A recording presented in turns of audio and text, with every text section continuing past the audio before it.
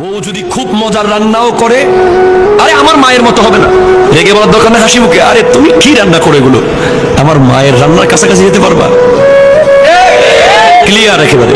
আপনি বাজার থেকে অনেক মাছ নিয়ে আসছেন, একদিন একেবারে খুব ভাব চলে আসছে আপনার ভিতরে, আরে দেখো কি মাছ আনছি, না বাবার সামনে এসব বলবেন না, বলবেন আরে আমার আব্বার বাজার কোথায় কি, আমার বাবা যখন বাজার করতো গোটা ঘরে জায়গা হতো না, এইভাবে কথাগুলো বলবেন।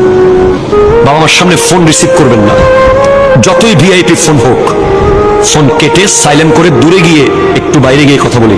বাবা মার সামনে একেবারে বাবা মাকে বসিয়ে 1 লাখ টাকার চেকটা দিছোস, 5 লাখ টাকা নিছোস, জাহাজ নামছে, অফিসে আসতেছি, দরকার নাই, কথা বলেন না। খেতে বসলে ওনাদের পাতে আগে তুলে দিবেন। বাবা যে চেয়ারে প্রতিদিন বসে ওই চেয়ারে বসবেন না কোনোদিন।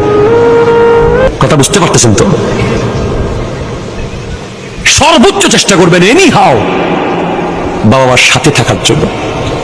সাথে যদি থাকতে পারেন, প্রতিদিন সকালে ঘুম থেকে ওঠার পরে ঘর থেকে বের হওয়ার সময় চেহারা দেখবেন, জান্নাতের গেট খুলবে।